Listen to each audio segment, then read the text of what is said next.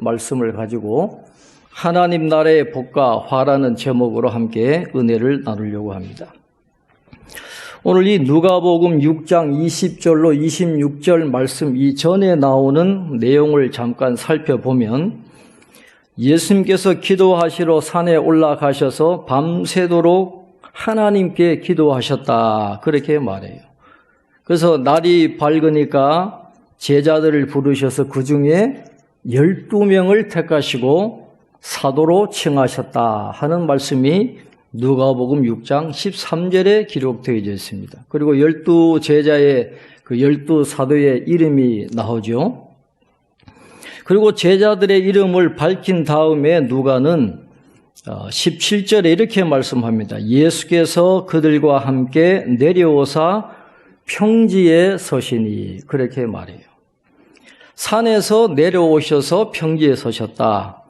예수님께서 제자들과 함께 산에서 평지로 내려오신 것은 모세가 시내산에서 내려와서 하나님의 백성들에게 하나님의 법을 제시한 것처럼 예수님도 지금 산에서 내려오셔서 하나님의 새로운 백성들에게 하나님의 새로운 법을 지금 주고 계시는 것을 말씀을 하는 것입니다.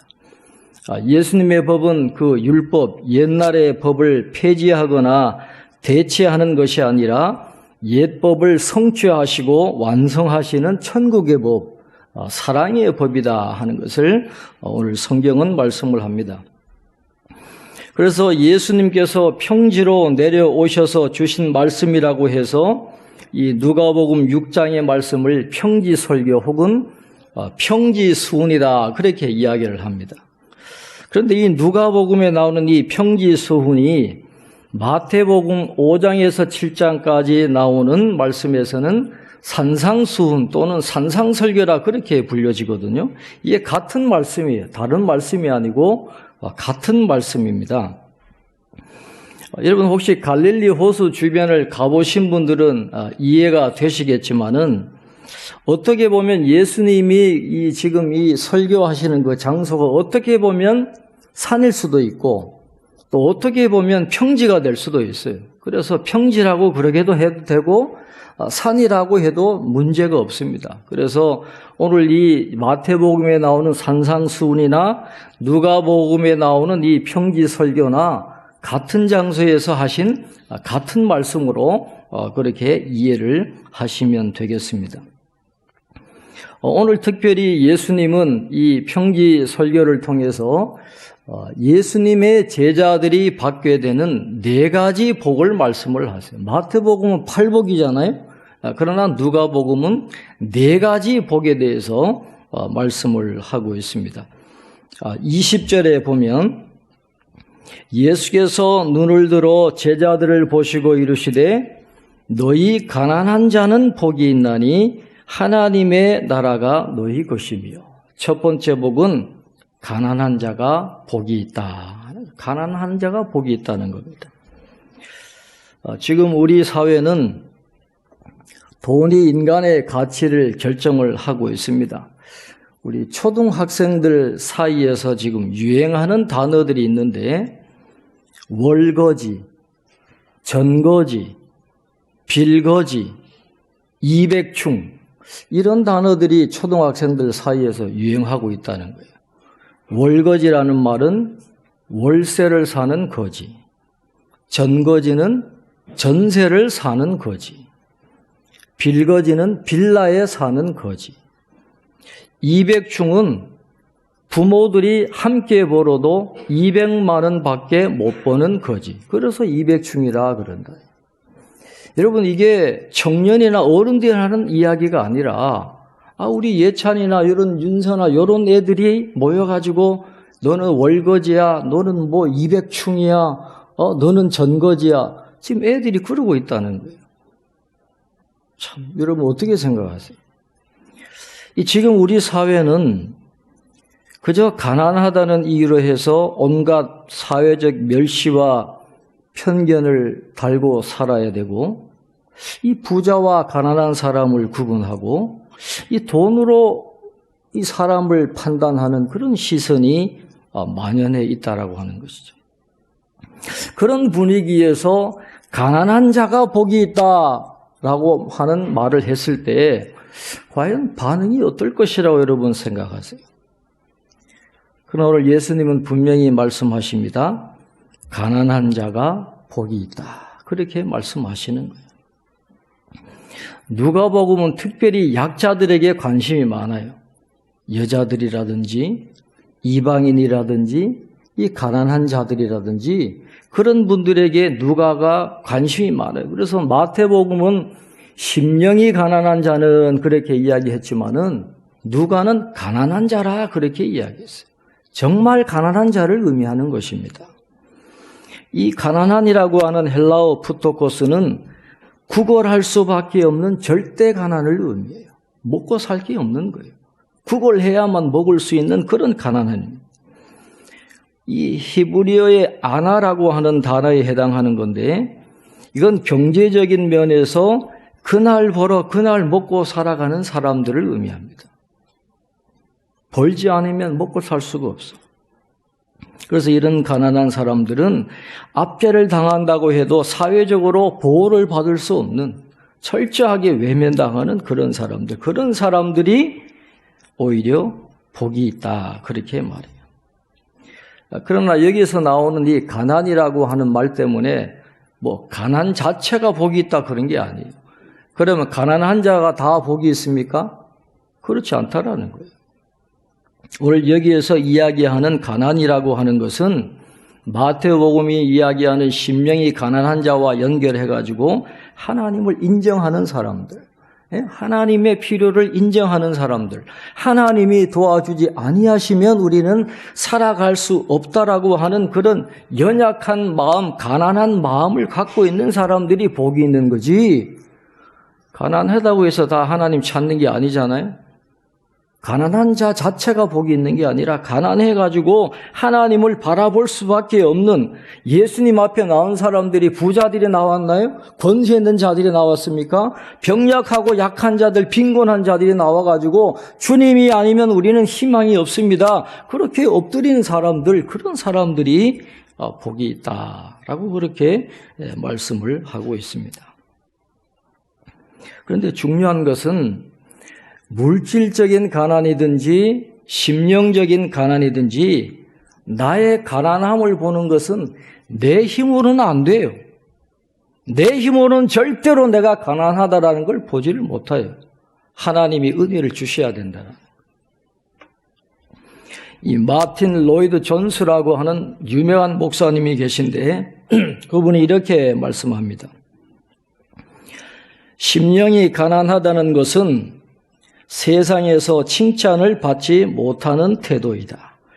세상은 강한 자기 확신을 가지고 나아가라고 권면하고 있다. 그것이 바로 성공의 비결이라고 한다. 교회 안에서도 자기 PR이나 광고는 공공연하게 있고 자기를 겸손히 낮추고 숨기는 일은 이제는 찾아보려야 찾아볼 수 없게 되었다.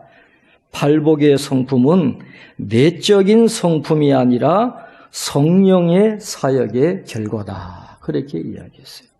성령이 역사하지 않고 성령이 도와주지 않으면 나의 가난함을 알 수가 없다라는 거예요. 그래서 우리는 성령의 도우심을 받아서 영적으로 부유한 사람을 보면서 나의 심령의 가난함을 느껴야 됩니다. 하나님 앞에서 말할 수 없는 나의 누추함과 더러움을 봐야 되는 거예요. 바로 그런 자들에게 하나님의 나라가 임하게 된다라고 그렇게 말씀을 하고 있습니다.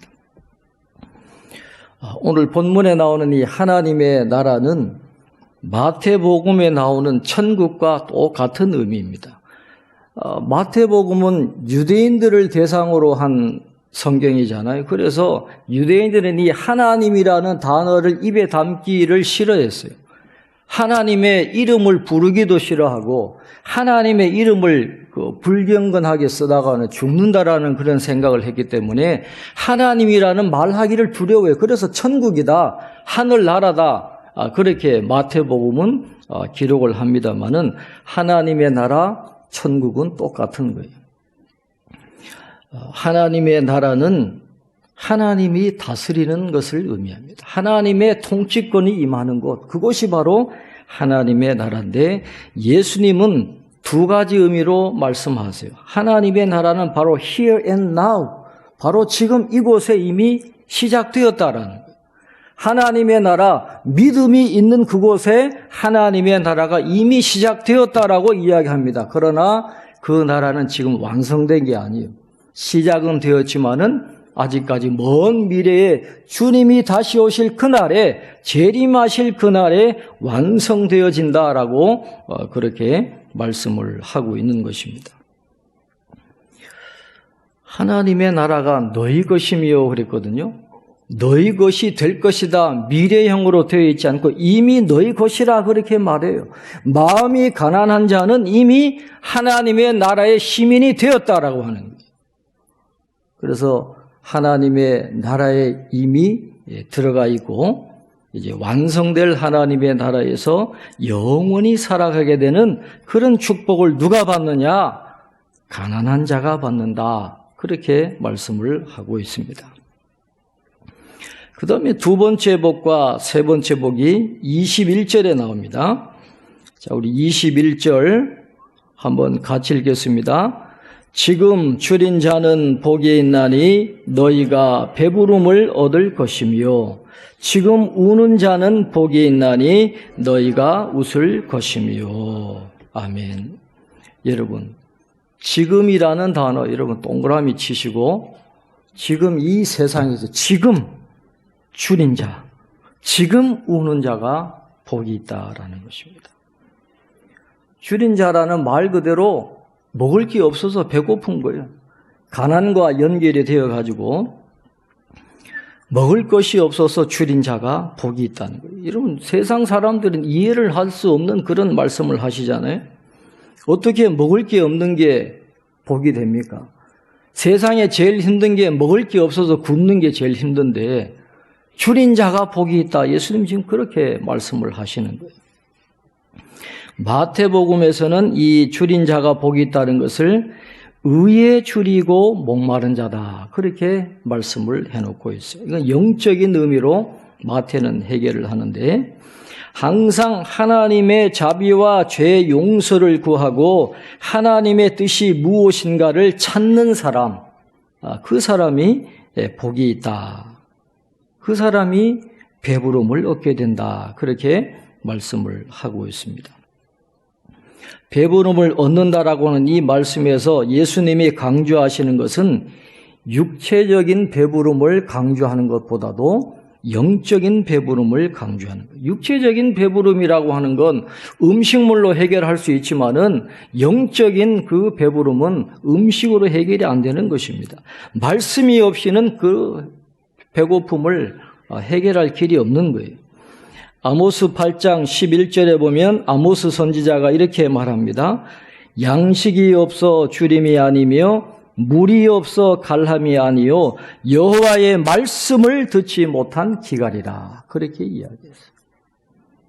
그냥 먹을 게 없어서 내가 육신이 배고픈 그것도 문제지만은 더 큰 문제는 하나님의 말씀을 듣지 못한 영적인 배고픔이 더 심각한 문제다라는 거예요.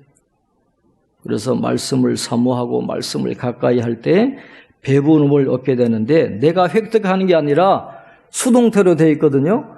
주님이 은혜를 주실 때 내가 배부르게 된다 하는 것입니다. 그래서 우리가 늘 말씀을 가까이 해야 될 필요가 바로 거기에 있는 것이죠. 또 지금 우는 자는 복이 있다 그렇습니다. 통곡하는 걸 이야기하는 거예요. 마태복음에서는 애통하는 자라 그렇게 표현했어요. 내가 죄인인 줄 알고 내 죄 때문에 주님 앞에 통회하고 자복하는 그 마음을 끊임없이 유지하는 그 사람. 나는 더러운 죄인입니다. 주님의 은혜가 아니면 나는 구원받을 길이 없고 살아갈 길이 없습니다. 끊임없이 눈물을 흘리고 애통하는 그 사람이 복이 있습니다. 너희가 웃을 것이며.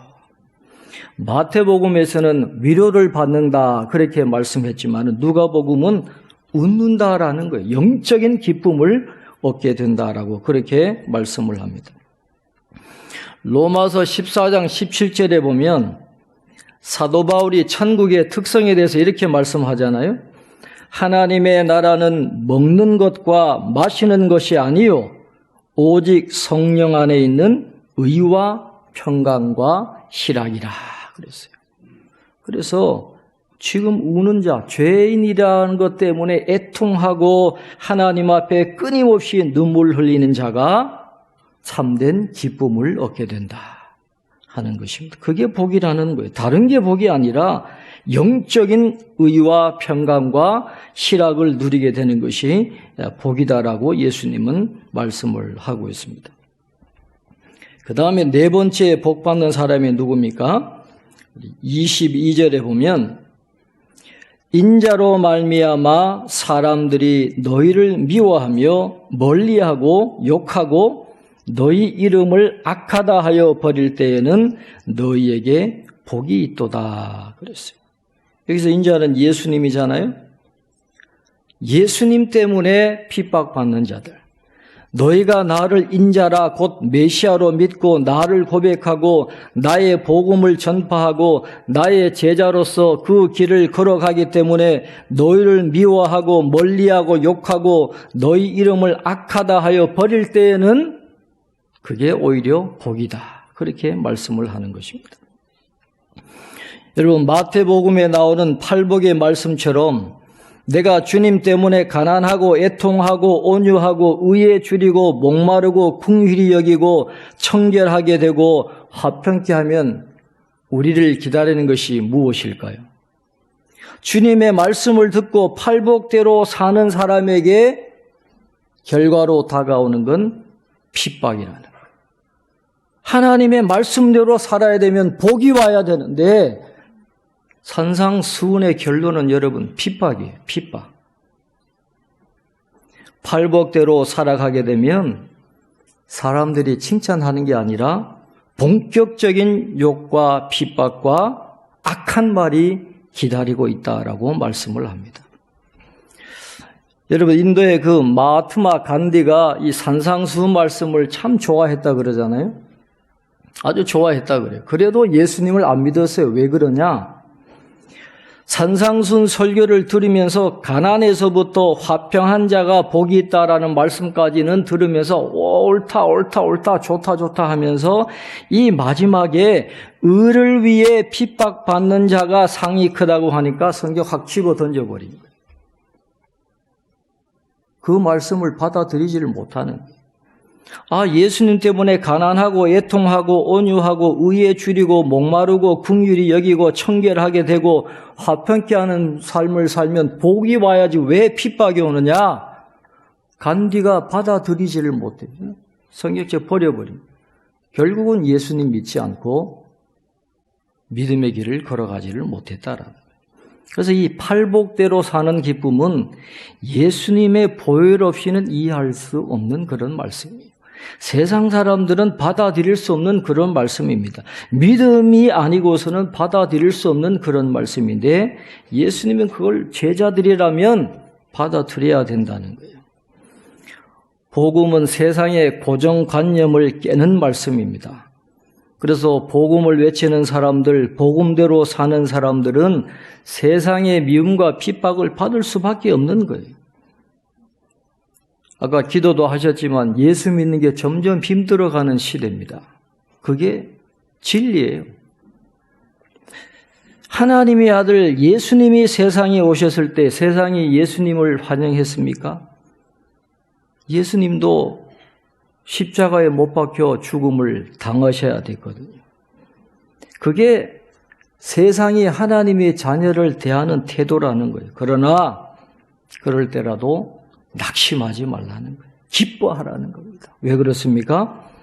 자, 우리 23절 한번 같이 읽겠습니다. 23절입니다.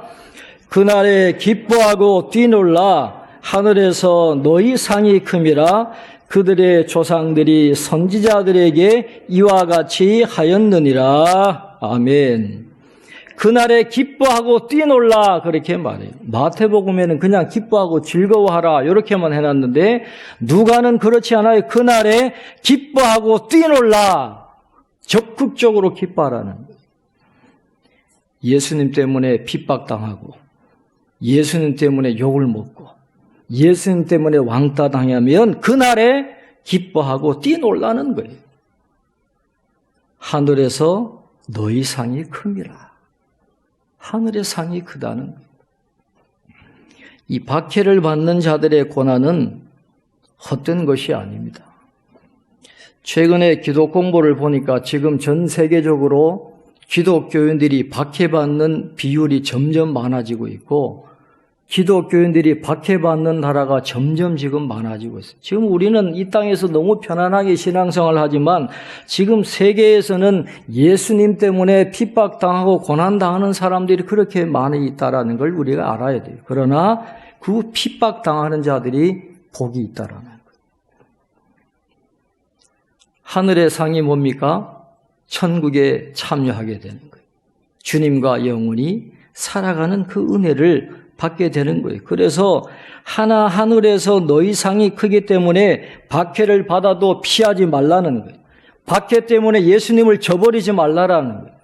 이 세상만 보지 말라라는 거예요. 하늘을 보라는 것입니다.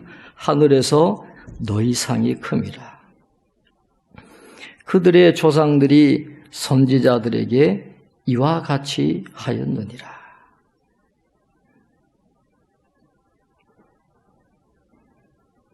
거짓 선지자들은 좋을 만만 하잖아요. 그러나 참된 선지자는 핍박을 당할 수밖에 없어요. 그럼에도 불구하고 말씀을 전해야 되는데 그 사람들이 복이 있는 거예요. 그런데 여러분, 이 박해만큼이나 사람들을 믿음에서 돌아서게 하는 게 바로 세상의 명예와 부귀예요. 박해를 받아서도 돌아서는 사람들이 있지만은 오히려 세상에서 명예와 부귀를 얻는 사람들이 더 하나님을 떠나고 예수님을 떠날 가능성이 더 많다라는. 그래서 오늘 예수님은 처음에 4가지 복에 대해서 말씀하셨지만은 이제 이후로는 4가지 화를 말씀을 하세요. 그런데 그 4가지 화가 처음에 말씀하셨던 4가지 복과 완전히 대조가 되는 거예요. 여러분 잘 살펴보세요. 자, 24절에 뭐라고 말씀합니까? 그러나 화 있을진저 너희 부요한 자여 너희는 너희의 위로를 이미 받았다. 이미라는 말에 여러분 동그라미 하십시오. 이미 받았도다. 여기서 부요한 자는 아까 20절에 나온 가난한 자의 반대 개념입니다. 그런데 여기에서 예수님이 부요한 자가 화가 있다고 해가지고 모든 부자는 다 화를 당한다. 그건 아니에요. 부자들 가운데 복음 사역을 방해하고 가난한 자들을 압제하는 자가 화가 있다. 그 말입니다. 그런 사람들은 하나님과 그리스도의 은혜를 신뢰하지 않고 죄를 회개하지 않고 자신만을 신뢰하고 자만하고 자신들의 교육과 학문과 지혜만 자랑을 합니다. 더욱이 이들은 마음이 심히 완악하고 강팍해서 예수님의 경고의 메시지에 귀 기울일 줄 모르고 하나님의 축복과 하늘나라의 기업이 없이도 살 수 있다고 생각해요. 그래서 그들은 육신의 정욕과 안목의 정욕과 이생의 자랑의 삶의 모든 의미를 두고 허탄한 일만 일삼게 되는 것입니다. 따라서 그들에게는 심판 때에 돌이킬 수 없는 큰 화, 곧 하나님의 영원한 사망의 형벌이 그들에게 임하게 된다라는 것이죠. 너희는 너희의 위로를 이미 받았도다. 이미. 이 세상에서 모든 복을 다 받아버린 거예요. 그래서 하나님의 나라에 받을 게 없어요. 죽음 이후에 받을 게 없다라고 하는 것입니다. 25절에 보면 또 2번째, 3번째 화를 말씀하시잖아요. 25절 우리 한번 같이 읽겠습니다. 화 있을진저 너희 지금 배부른 자여 너희는 줄이리로다. 화 있을진저 너희 지금 웃는 자여 너희가 애통하며 울리로다. 아멘. 지금이라는 말에 여러분 동그라미 치세요. 지금 이 세상에서 배부른 자, 지금 이 세상에서 웃는 자 복이 있는 것 같지만은 하나님 없이 배부르고 하나님 없이 웃는 사람들 화가 있다라는 거예요. 이 사람들은 영적인 것엔 관심이 없어요. 오직 잘 먹고 잘 살고 육체적인 쾌락을 만족시키는데 급급하는 그런 사람들, 그 배부른 자는 줄이게 될 거예요. 지금 웃는 자요, 이 세상에 속한 것들을 즐기고 쾌락 때문에 얻는 육적이고 일시적인 그런 기쁨에 만족하는 사람들, 나중에는 애통하며 울게 될 거다, 그렇게 말을 합니다. 그래서 하나님은 이 세상의 가치관이 하나님의 나라에 가면 역전될 걸 이야기해요. 지금 이 땅에서 배부르고 부요하고 웃고 핍박당하지 않고 모든 사람들에게 칭찬받고 지금 여기에서 잘 사는 것 같아도 하나님의 나라에 가면 그건 다 쓸데없는 거래요. 화를 당하게 되어 있다. 그렇게 말씀을 하는 것입니다. 그 다음에 마지막 네 번째 화를 말씀합니다. 누가복음 6장 26절 우리 한번 같이 읽겠습니다. 모든 사람이 너희를 칭찬하면 화가 있도다. 그들의 조상들이 거짓 선지자들에게 이와 같이 하였느니라. 아멘. 사람들은 다 모든 사람들에게 칭찬받기를 좋아해요. 아부하기도 잘하고 모든 인기를 누리기를 원하고 있습니다만은 오늘 예수님 분명히 말씀하잖아요. 너희 동료들에게 아무리 칭찬을 받아도 너에 대한 하나님의 인식에는 전혀 영향이 없다라는 거예요. 아무리 내가 인기가 많고 사람들에게 셀럽으로 이렇게 칭송을 받아도 하나님이 인정하지 않으면 그 인간의 칭찬이 소용이 없다는, 오히려 화가 된다라는 것입니다. 그들의 조상들이 거짓 선지자들에게 이와 같이 하였느니라. 거짓 선지자들이 얼마나 칭송을 받았습니까? 얼마나 칭찬을 많이 받았어요. 그러나 거짓 선지자들은 거짓말이기 때문에 화를 당할 수밖에 없다라고 하는 것이죠. 그래서 오늘 이 평지 설교는 마태복음에 나오는 산상수훈의 말씀을 이 누가가 누가의 관점에서 편집해서 기록해 놓은 것인데, 이건 무리에게 주신 말씀이 아니에요. 제자들에게 주신 말씀입니다. 참된 제자들, 예수님의 제자들에게 예수님이 그 제자들을 훈련시키시기 위해서 주신 말씀인데, 예수님은 오늘 제자라고 한다면, 너희들이 내 제자라고 한다면 세상적인 목표를 하나님의 목표로 바꾸라는 거예요. 가치관을 바꿔야 된다는 것입니다. 예수님과 연결된 제자는 복이라고 하는 개념이 바뀌어야 된다는 것입니다. 예수님의 제자는 가난해도 하나님 나라에 속한 부가 있어요. 지금 줄여도 먹을 게 없어도 하나님 나라에 속한 배부름이 있을 것입니다. 지금 울어도, 지금 애통하고 원통하고 억울해도 하나님 나라에 속한 웃음을 웃게 될 것입니다. 핍박을 받아도 하나님 나라에 속한 큰 상이 있을 거예요. 그걸 바라보고 살아가라 하는 것입니다. 하나님을 사랑한다고 하면서도 팔복대로 살기를 싫어하고 세상에 한눈 팔고 살아서는 안 될 것입니다. 우리의 목표는 하나님 나라예요. 그저 이 세상에서 잘 먹고 잘 사는 게 우리의 목표가 아니라 우리가 목표로 하는 건 하나님의 나라입니다. 그곳에 갈 수만 있다면 어떤 일도 괜찮고 가난도 문제되지 않아요. 있으면 먹고 없으면 굶고 죽으면 천국 가면 되는 거예요. 없는 것 갖고 여러분 낙심하지 마시기 바랍니다. 울어도 괜찮아요. 잠 못 자도 괜찮아요. 자존심 상해도 괜찮아요. 남편이 속을 썩이고 아내가 속을 썩이고 자식이 속을 썩여도 참을 수 있는 거예요.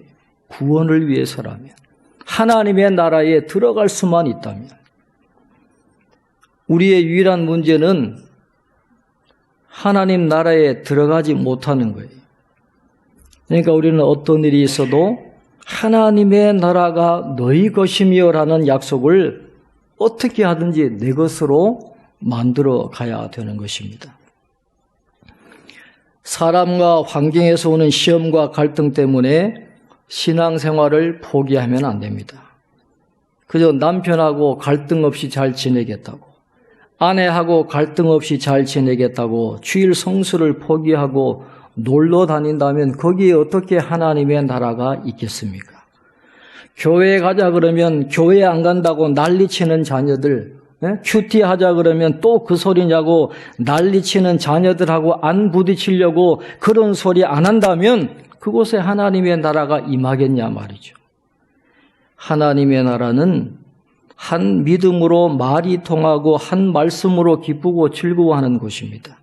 이 땅에서 잘 지내겠다고 예배를 포기하고 성경을 포기하고 공동체를 포기하면 안 되는 것입니다. 어떤 일을 당해도, 어떤 순환을 당해도, 어떤 고통을 당해도 하나님의 나라, 천국을 절대로 놓치지 마시기를 바랍니다. 하나님의 나라가 너희 것이며 어떻게 하든지 우리 가정들은 이 복을 소유하시기를 바라고 예수님이 약속하신 그 복을 받는 우리 모든 성도들 되시기를 주님의 이름으로 축원합니다. 찬양하겠습니다.